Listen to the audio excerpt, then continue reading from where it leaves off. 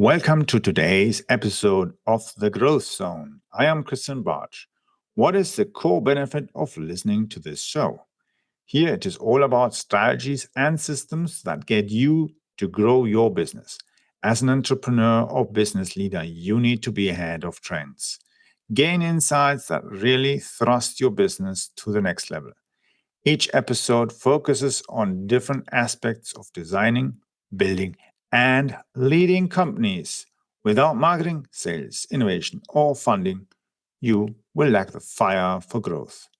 Without management strategies and systems, you are speeding towards failure. For those who listen to the entire episode, I have a special surprise gift. I'm also working on some great guests that are industry leaders in management, innovation, and marketing. Let's get started on today's episode.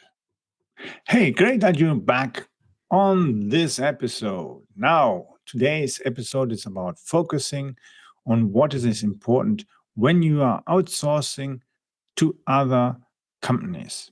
Now, the thing is, especially when you're building a business or growing it or adding another extra service, you are expanding or anything, any of these things that you're doing in one of the three stages I explained in previous episodes, you will need to get outside help. You can't do it all by yourself.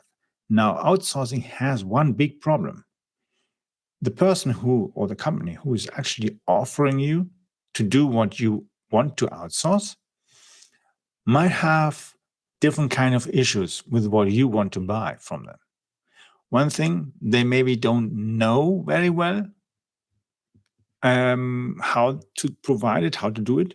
The other option might be they are aware that if they distract you towards not doing one thing A, but to doing thing B, they will get a higher margin. Maybe they can even make more money in whatever kind of way, whether it's ethically, non-ethically, whatever, it doesn't matter. They will try to redirect your focus to doing these things. And they'll tell you every kind of thing on the planet just to convince you. And it doesn't mean that they're going to lie to you, but maybe they might just give a nice story that fits. And you think, well, he's an expert in that area, so makes sense. Let's do it this way. Later on, you might notice, oh, why did I take this person? Why did I hire that company? It is so bad, so messed up, so inconsistent. Maybe even, let's say you're generating leads and leads that doesn't fit to what you need, and you notice, why did I let them change this or that? And it doesn't matter whether it's a product, whether it's a some kind of element, or it's where you're marketing, where you're promoting, adding sales, or also stuff. It doesn't matter. Somebody has refocused your element into doing something that is not good for you, but it's more or less good for them. Now, that's a big problem, especially in marketing and all the areas that are towards promoting social media, ads, and so on. That, of course, can as well expand towards things like changing your ads copy, to changing your product design, the box of your product, or even the screens, the UIX, any kind of things of your business aspect that they're trying to change just to advantage themselves, because they either know that A, they can't do because they haven't got the material, they haven't got the skills, but they of course wanted to get business with you, and then in that process get you to then refocus your strategy to be doing that what is good for them, without you being aware that it maybe in the long term might even be hurting you. It doesn't mean automatically that it's in short term bad for you, but in the long term, it'll hurt you.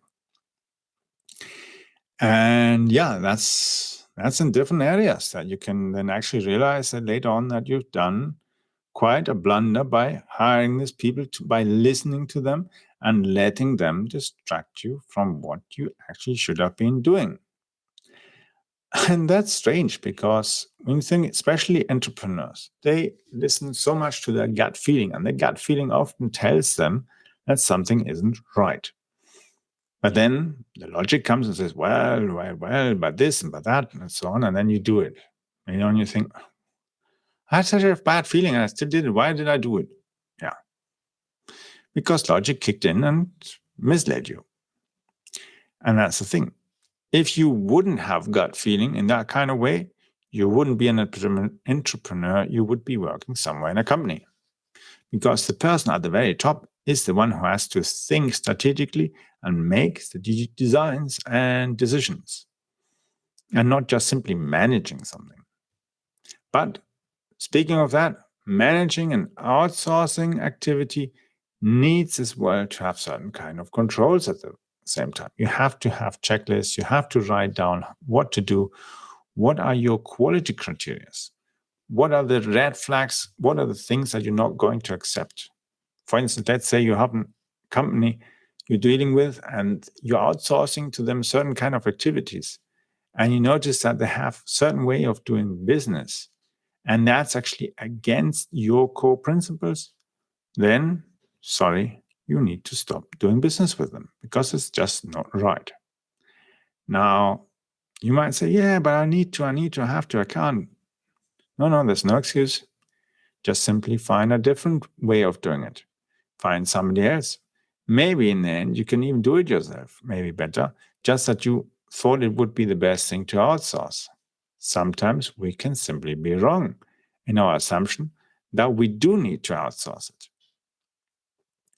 At the same time, you might think, okay, maybe that person was good or that company was good when you outsourced them, let's say 5 years ago, and they did great stuff, but that company has been moving on. Things have changed. You're not aware of it.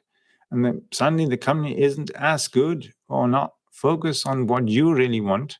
And then you have to move on and find somebody to outsource who will actually deliver on what you want now.